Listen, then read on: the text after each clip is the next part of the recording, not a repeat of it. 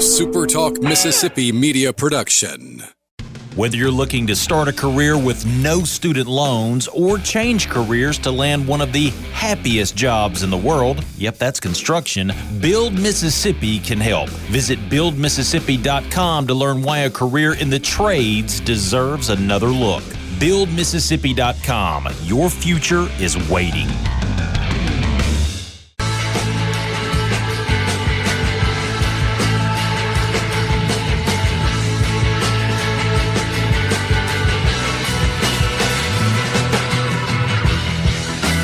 What's up, everybody? Welcome in on this Sunday night to this edition of the podcast. My name is Michael Borky. Always glad that you are with me. Baseball sweeps the weekend. Could get the season started off strong. Really strong pitching over the 3 games for Ole Miss. Not so strong on the defensive side, which is an issue. We'll talk about that. Basketball suffers yet another pretty embarrassing loss, and whatever else comes up in the comments, we will get to as well in this edition of the show. I'm so glad you're here. Don't forget to subscribe wherever you get your podcast. Just search Rebel Report wherever you get them. Spotify, Apple, does not matter. Hit that subscribe button, and if you like what you hear, leave a rating and a review. Also, this edition is brought to you by Logan Smith Shelter Insurance. Auto, home, life, or business. Auto, home, life, or business. Anywhere in Mississippi, Logan Smith Shelter Insurance will take care of you. If you already have that insurance with someone else, that's okay. Give him a call. It's worth the phone call. Don't forget to tell him that I sent you. He's got award-winning services, again, for auto, home, life, or business. 601-823-3500. 601-823-3500. And then, again, don't forget to tell him that I sent you. All right. Baseball sweeps the weekend. These non-conference series, it's always hard to get, a great gauge of really what this team is capable of after watching them play Nevada for 3 games. I don't want to overreact positively or negatively. Like, the pitching was great. At least it looked great, especially starting pitching. You got to love what you saw there. They were really poor defensively, and that's a carryover over the last few years. Honestly, they've been really bad in the field, and it's deeply concerning. But I don't want to sit here and say, they suck again there, and it's going to cost them all these games. And I also don't want to sit here and tell you that they've got 3 starting pitchers that are going to shut every lineup down, and they're going to win a national championship. It's hard to gauge a weekend like this, but you do like what you saw. You have to like what you saw by and large from this team, especially on the mound. But first hitting, Becerra had 5 hits over the weekend in his 10 at-bats. Furness had 4 in his 8. Each of them scored 5 runs. Becerra had 7 RBI on the weekend, walked twice as well. Furness had 3 RBI and scored 5 runs. Udemark had 4 hits, scored 7 runs, walked 3 times. Furness walked 4 times. Reuter had 4 hits in his 7 at-bats. Dom Decker was 3 of 12, but also walked a couple of times and was 2 of 2 stealing bases. In fact, Ole Miss was perfect stealing bases this weekend, 5 for 5, and Nevada was 0 for 2. So there's a stat for you. Mark that and use it for something if you want. Braden Randall had 3 hits in his 7 at-bats. You had a rough weekend for Austin Foley. Mike Bianco talked after the game about, him finally getting a hit, kind of just take a deep breath, and they know that he's better than the weekend that he put out. But again, it's baseball. It's one weekend. You shouldn't read too much into anything like that. So at the plate, pretty good weekend overall. 5 home runs as a team. So there you go. Pitching, really good. Hunter Elliott, really shaky top of the first, and then he settled in. That's what veterans do. Ended up striking out 7 and 5 complete, only 3 hits. The next day, Cade Townsend, 4 2/3. They only threw 54 pitches, and, they don't want to extend starters if they don't have to this earlier in the season. But he struck out 8, and on 54 pitches, 48 strikes? He only threw 6 pitches out of the strike zone in 4 2/3. And then Rabe was good after that. 3 1/3, only gave up a couple of hits after him as well. Calhoun also forgot to mention this on Friday. 3 2/3, scattered 4 hits, no runs, struck out 5 in relief later in that game. And then finally, Will Libbert today, your first look at the Missouri transfer, had pretty high-level stuff, did give up a couple of runs in 5 complete, but struck out 7. And, really good, really encouraging starting pitching from the weekend. So a lot to like at the plate for the most part. A lot to like both starting pitching and in relief. It is Nevada, but still. But you have to highlight this and mark it and underline it and come back to this. Saturday's game much better than Friday and Sunday. I can't believe they got 3 games as scheduled in this weekend.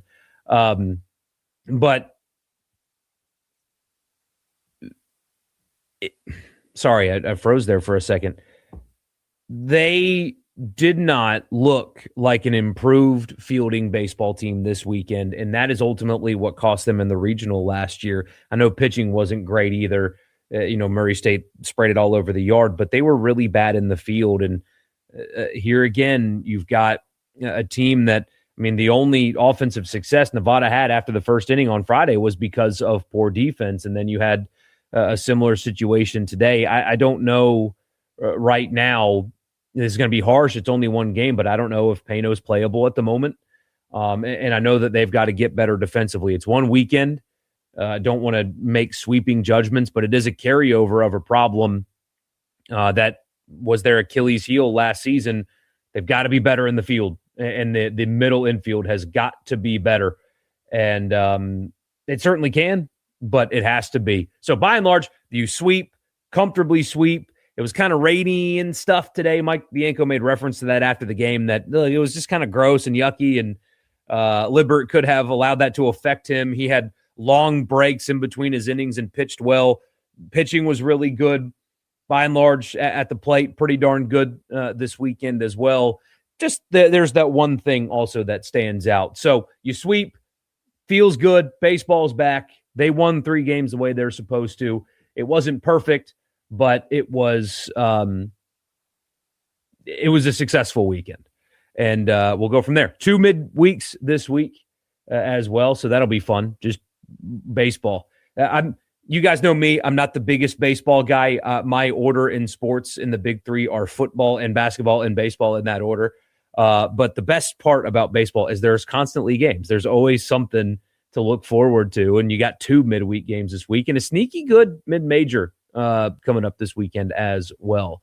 So you got to like what you see there. That's about all I got for you. I don't want to be too intense about a weekend over Nevada, but maybe that's a mistake on my part. Basketball. Here is my thoughts on that. And it's not going to be too long either, because they are who they are at this point. And I hate that phrase, but that's what they are. Nobody should have been surprised by yesterday's result, but at the same time, that is a big problem, right? I know the players don't really care about rivalries, especially in the portal era where, none of them are even really from Mississippi anyway. But when you have the season that you've had and you don't get a great crowd, but you get a crowd, it's on Saturday, it's your rival who you beat earlier this year, and that's the effort that your team gives you. And they've been getting smoked, especially in second halves. They didn't really get actually played, I guess, better in the second half Saturday than they did the first, but they were completely non-competitive on their home floor against Mississippi State. And they've been non-competitive in second halves or down the stretch in these games in this losing streak. And the season's lost. They're not going to make the tournament. They're not good enough for that. There's nothing in them that has told you that they can make some kind of magical run to win the SEC tournament. So the season's a wash. All right. It's deeply disappointing, because, and this is the overarching point, because we're not going to do much basketball moving forward, really, unless there's a change of some kind and until the portal opens. But what I want to caution fans, like in the discourse, right, in the conversation, is to not just give up basketball. That to me is the thing that needs to happen, as opposed to just dismissing basketball and not being bothered by this season. I think that considering what has been invested into this program, into this coach, into this team, you should be furious about the product that has been put on the floor for you. Now, I'm not saying fire the coach. I'm not saying that he sucks. He took Ole Miss to its second Sweet 16 ever, literally a season ago. So I'm not saying that he's just Chris Beard's magically become a bum or anything like that. But don't be indifferent about the results. That's really what I'm getting at, is don't be indifferent about the results. This team, this product is unacceptable relative to the investment that Keith Carter, that Ole Miss, that you, the fans, have put into this team. You are paying a coach an insane salary. I mean, he is getting paid like your football coach is getting paid. And the roster is a really, really expensive one. I know basketball in this state is easy to look past because baseball matters so much, but don't be indifferent by the results. Hold yourself to a really high standard because you're investing at a high standard. And the product on the floor does not match the investment that you have put into it. Things need to change. I'm not talking about firing the head coach. Again, that's not what I mean by change, but this season, this team is unacceptable. The effort's been bad. Rebounding's been bad for 3 years in a row. They have missed evaluations at a ton of spots, and it's all with millions upon millions upon millions of dollars invested into this roster, and it's unacceptable. So don't be indifferent. Be mad, because I think, this is just my opinion, I think you should be mad about the product that has been put on the floor. That doesn't mean you stop believing in the coach, but the coach needs to figure a lot of things out. It feels like from listening to him and kind of seeing and hearing things that they're trying to pull as many strings as they can to figure it out, and nothing's working. And so maybe it's just this roster and next year's roster, which will be almost completely different, will come together better. But in 2 of 3 seasons now, you've been done in February. That's not totally fair, but when you're investing what you're investing, I think you deserve some answers. I think you deserve better than here's the starting lineup and like all that stuff. It's not cute anymore. There's only so much that I think you should put up with, in my opinion. I'm repetitive. Sorry. I know I'm a repetitive person, but elevate your standards, expect better, and demand more. I think you have a coach that absolutely is good enough to figure it out. You've seen it. He's got a track record for it. But right now, this is just unacceptable. It's just completely unacceptable. And some adjustments need to be made within the program to ensure that a season like this does not happen again, because it's not just Saturday. I mean, they've been awful for a month. So, yeah. Anyway, podcast brought to you in part by Priority One Bank. They make you their priority every single day with their online banking platform. It's a one-stop shop. All you need is an internet connection, and you can do whatever it is that you need to do with your money. Also, local loan servicing and decision-making, so you don't need to hop on Zoom or talk to somebody out of state. It's people that it's in the name. They'll make you their priority. Again, 16 locations here in the state of Mississippi. Priority One Bank. Bank with me there at Priority One Bank. Also, Advantage Business Systems, absms.com is the website. All of your office technology needs. Tell them I sent you. Get a complimentary office technology assessment. Anywhere in Mississippi, absms.com. Did you watch the Daytona 500 today? I did not. I did not watch the Daytona 500 today. I watched Olympic hockey and Pebble Beach. Pebble Beach was fun today. Scotty made a late charge. It was an interesting day on the golf course. Basketball is now probably going to do what they really couldn't afford to do, even with a lost season, and that's bottoming out. Very disheartening after last season for sure. Seen enough Ole Miss is hitting 50 wins and a trip to Omaha. There you go. That's tempering expectations the way you should.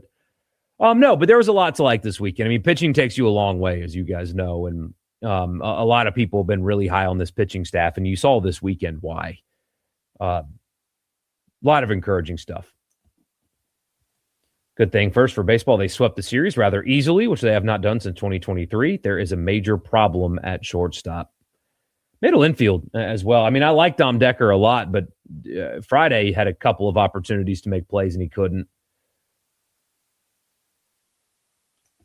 Should we all just expect Josh Hubbard to do what he did Saturday after choking in the first meeting? Yeah, I mean, and I put this on Twitter. Ole Miss finding themselves in an early deficit was minus 5,000 in your sports book. That was Volley was awful to end last season at the plate, purely swinging for the fences. Yeah, 1 for 10 this weekend, as we mentioned. His head coach doesn't seem to be too worried at the moment, for whatever that's worth.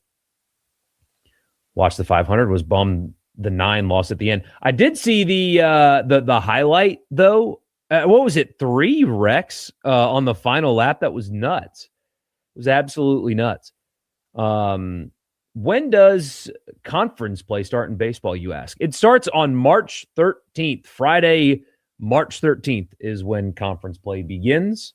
And Ole Miss will be in Austin after a trip to Hattiesburg. That's a hell of a 4-game stretch right there for Ole Miss. They're in Hattiesburg. That's a good Southern Miss team that got a good series win this weekend. And then going to Austin, that's tough 4 games. They'll be tested that week for sure. Didn't even watch the basketball game, saw a little baseball. Was it just me, or did it feel like a low-key weekend even with baseball back? It was a little bit. And that's okay. I mean, it was Nevada, right? So much attention was paid to the Trinidad court case, understandably so, mind you. And I don't know if you've noticed the way the news cycle works. Those that were selectively outraged about it have already moved on to something else. But now you're starting to see the shift in, okay, now that he's back, what do you think of Ole Miss? And guys, Ole Miss is going to receive a ton of hype this offseason. There's going to be a lot of pressure on Trinidad in particular because of how much attention this received to perform. Luckily, he appears to be a guy that can handle that kind of pressure. I mean, he is mentally equipped, as we talked about many times. He's just so impressive mentally. That to me, that's his biggest strength. There's a reason that he's trying to come back to college so bad. So many people talking about, I even saw Jim Dunaway, who I like a lot, talking about him being a first-round pick. On no planet would he have been a first-round pick in this draft. He's got physical limitations that will prevent him from being an elite NFL prospect. Like it just, there are things that he can't control really that are preventing him from that. But also some of the feedback that he got from the NFL was he kind of needs another year. There are some things that the NFL wants to see him do more of. But one thing that you cannot deny with his game is the mental side of it. He clearly has got that figured out, right? And so an offseason filled with pressure and Heisman and stuff like that, if anybody's equipped to handle that, that guy, to me, is able to handle that, right? But there's going to be a metric ton of it.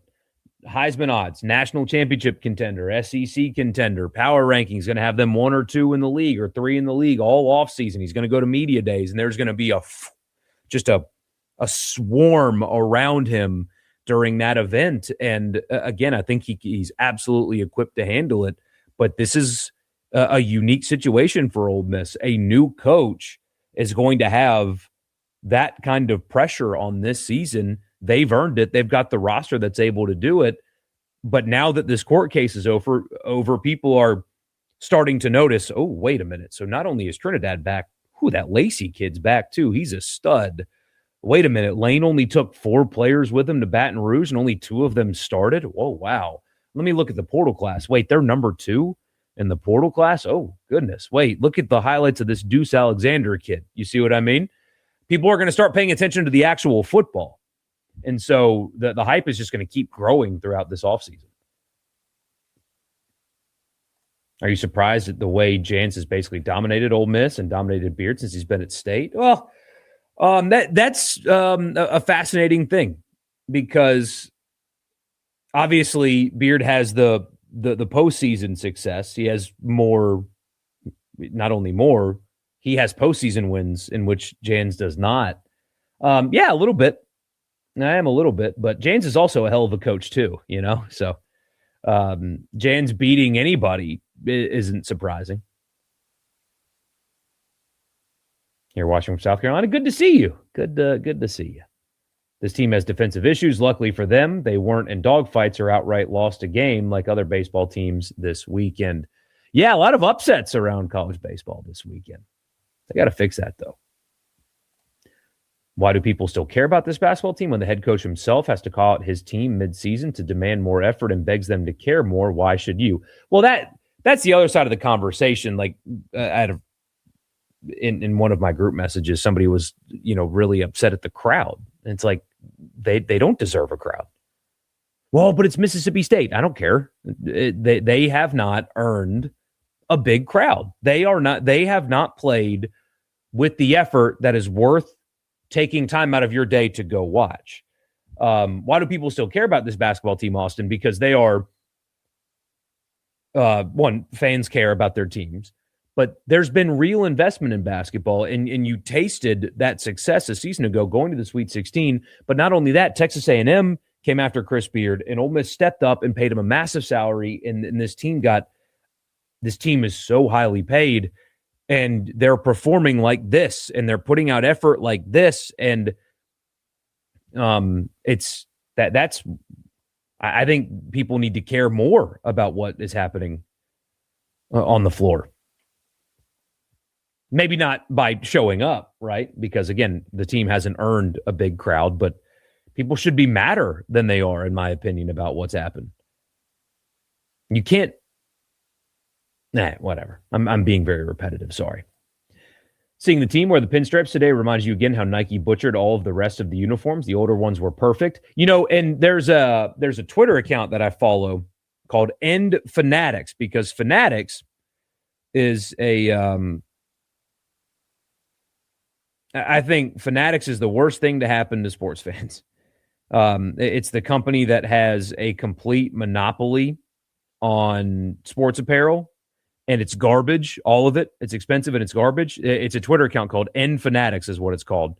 And I love what they're doing, because they're just exposing how awful, completely overpriced. So it's overpriced. The products are garbage and getting worse. It's cheap crap that is misprinted and crooked and limited in options. It's horrible. And the quality control is awful. And it's just exploiting you, the fan, because the only way to get gear is through them.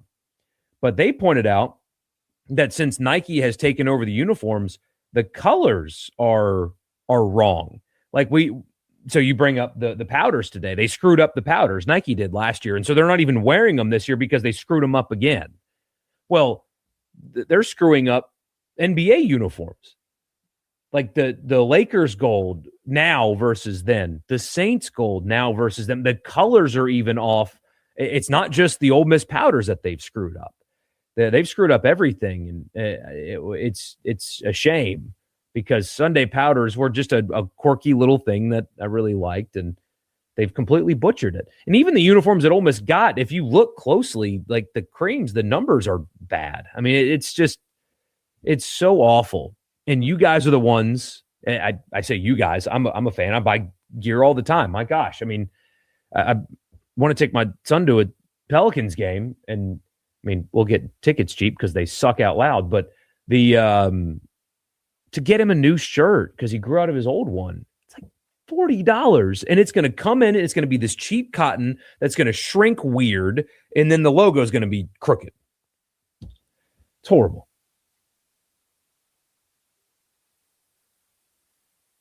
Not surprised they lost, and in the grand scheme of things, no one in their side really cared that much, but it's just not a good sign for the program. Beard has his work cut out. Yes, they do. If I told you Chris Beard's the coach in 2 years, are you shocked? No, not shocked. Basketball got lucky in hindsight that football took up as much time and oxygen as it did, and now baseball is here, basically just in time to distract fans in another direction. You are right about that. You give Beard a complete free pass year one. That was a pieced-together team on short notice that did win games. Last year was the real first step of Beard's program. This time it was a bust. Yep. Austin with the super chat. Thank you so much, man. Really, really appreciate you. Always love your support, buddy. Got to hear your take on the news about Sacramento State and California joining the FBS, and they're going to be in the MAC. What say you? Conference realignment, this is what I say. This is another example. Conference realignment has done more damage to college football than NIL and transfer portal combined.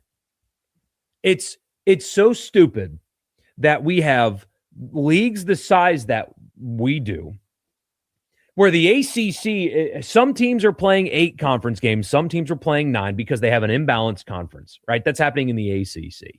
And then you get a situation where Duke makes the ACC championship instead of Miami because of imbalanced scheduling.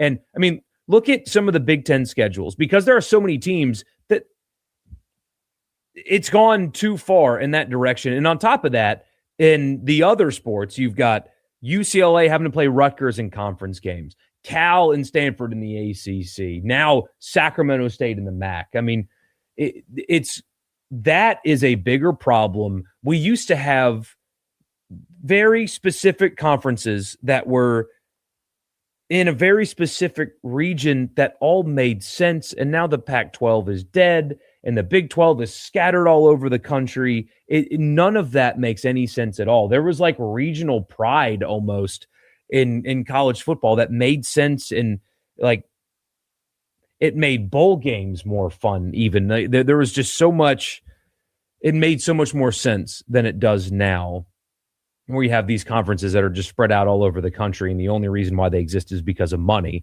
and not because of location. It's so stupid, and it's messing up the playoff, and it's messing up scheduling, and it's messing up playoff selection, and strength of schedule numbers are all out of whack. It's horrible. It gets the mulligan for you this year, flop again next year, and maybe we can talk about changes. I do think you have to add a GM, consider talent evaluation type stuff. You got to make those kind of changes. Not a head coach, though. You're right about that.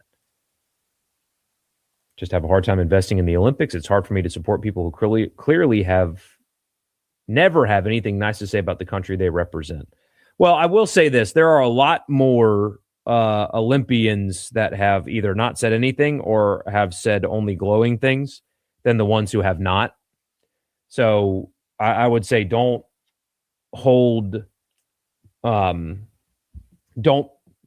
quote unquote, punish others for things that they did not say.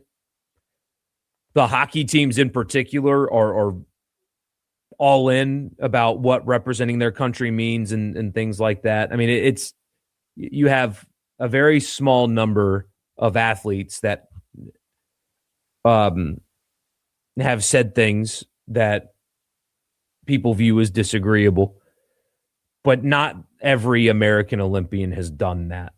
So, for whatever that's worth. Not sure why the baseball team isn't ranked by D1. That will probably change soon, as early as tomorrow. Do you think Chris Beard's having a hard time coaching in the new NIL era? He's big on building relationships, and it seems hard to do in the pay-for-play era. Now, I mean, they did it last year, and that was a roster that had a lot of transfers on it. But, I mean, you had Brakefield and Morrell that were Ole Miss lifers, sort of. I know Brakefield was a transfer too, but you know what I mean. He was there for a while. That certainly helped that. I don't know. It's a good question. I think, a lot of people have mentioned that the program needs a GM. I can't believe they don't have one presently. Soccer team has a GM. So how do you think North Dakota State, Northern Illinois will shape up in the Mountain West? I have a feeling in 4 years, North Dakota State's going to regret making the move to where they're not winning championships anymore. With Trinidad back now, which team is higher ranked in the preseason, Ole Miss or LSU? Have a feeling it will still be LSU by a spot or two. Brand bias will help that, possibly.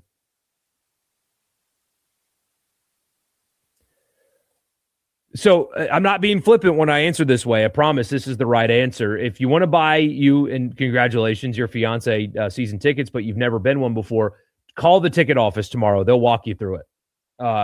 Just call them. That's the best answer. That's not a flippant answer. That truly is the best answer. Give them a call tomorrow, and they'll walk you through the entire process. Drew Brees and Joe Montana were short quarterbacks. Yeah, look, I've made some people in the radio audience mad talking about Trinidad's pro prospects. There is a reason that he has fought so hard to come back to school. And it's a good thing, by the way. It's good for Ole Miss. But The people that say that he's a first-round pick right now are wrong. They have gotten feedback from all levels. I mean, GM, agent, scout. There's a reason that Joe Judge has been so involved in this process. And no, Joe Judge would not lie about feedback to Trinidad to keep him in school. I saw somebody say that, and that's just garbage. That would never happen. They have solicited feedback from so many people, and the feedback that they've gotten from the NFL is you're not ready yet, or you're not a first-round pick right now. And there are things that he has some limitations in his game that make him a prospect that is not considered an elite prospect. It doesn't mean he's not a great college player. It doesn't mean he can't become a great pro. I mean, Drew Brees, Hall of Famer, first ballot, Super Bowl champion, 6 feet tall. So, he's not prototypical either, but he's more of a unicorn than, well, he was. So every short quarterback is going to be great too. He's an outlier. So the feedback that they've gotten is try to stay in school. That's what they've gotten. And again, that doesn't mean he can't go be a pro. That's what the radio audience doesn't hear. Is, oh, well, but people don't understand how difficult it is to become a quarterback in the NFL. There are only a very small handful of teams that actually need a quarterback right now anyway. So I'm just fighting a losing battle with that on the internet because I got to just log off sometimes, man, because people they either see like some random account that has him as a mock in a first round. They just made it up and believe that as gospel. Or as I've learned with some on the radio audience, saying that, hey, he's not a first round pick is like somehow a slight against him. I just got to stay out of stuff like that, I guess. It was a weird week last week with that.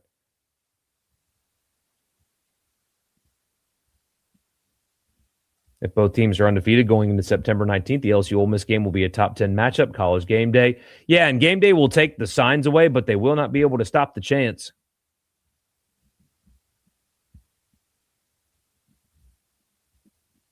Most seasons, State and Ole Miss go 1-1 in basketball. Yeah.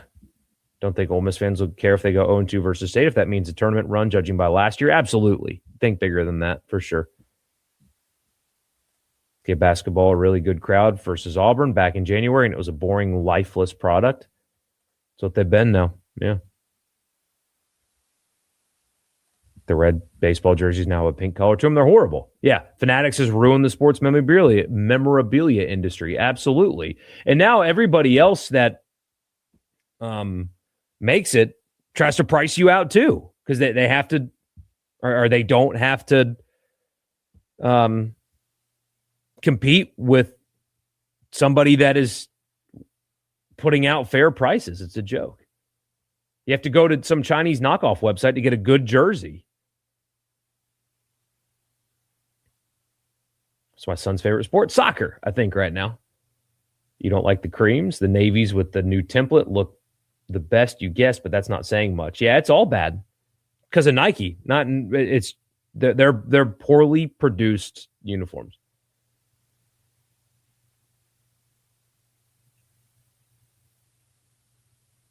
Great college and great NFL quarterbacks can be different players all the time. Jackson Dart's a better NFL quarterback prospect than Trinidad, but I would consider Chambliss the more dynamic college player. Absolutely. Jackson Dart could not have done what Trinidad did last year. There's your take of the night. That might upset people. But it's true. I don't think Jackson Dart could have done what Trinidad did last year. And Jackson Dart's a better pro prospect.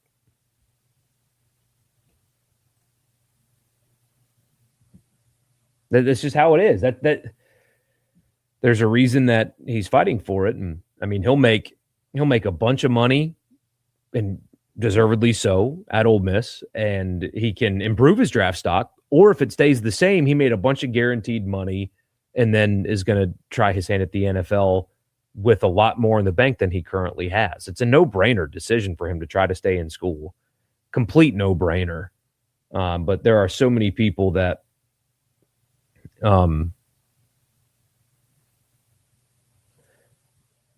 During this process, I learned that there are so many people in my business that are completely unwilling to just read basic information about what they comment on.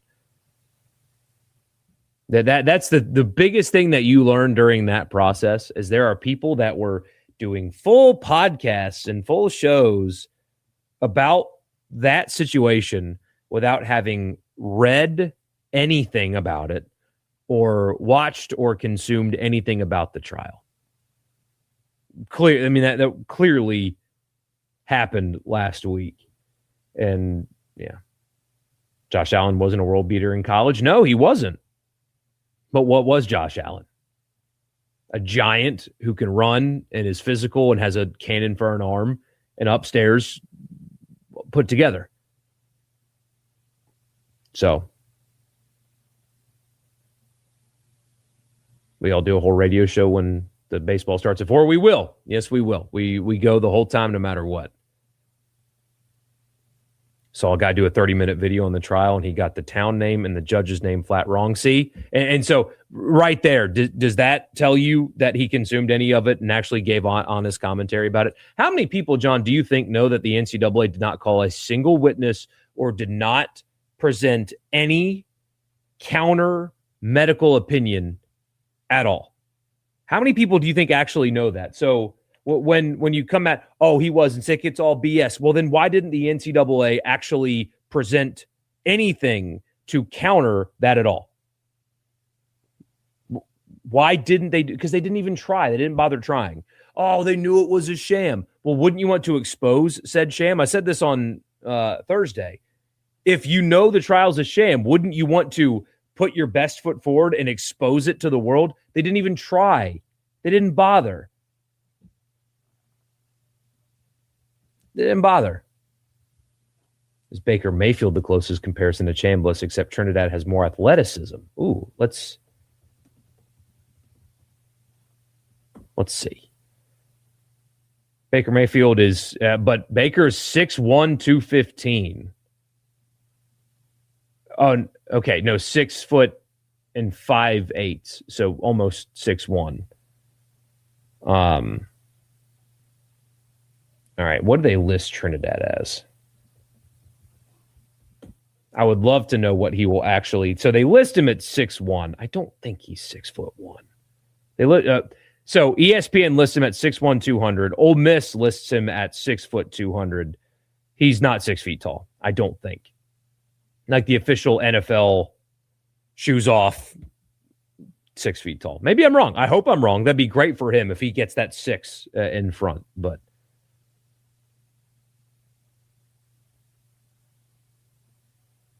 that's an interesting comp. Baker's resurrected his career. He was forget my language, everybody. He was a shithead at first and settled in. You don't have to worry about that with Trinidad. He is put together upstairs, man. And you see that in the way he plays, too. Mentally, nothing's too big for him. He's very composed.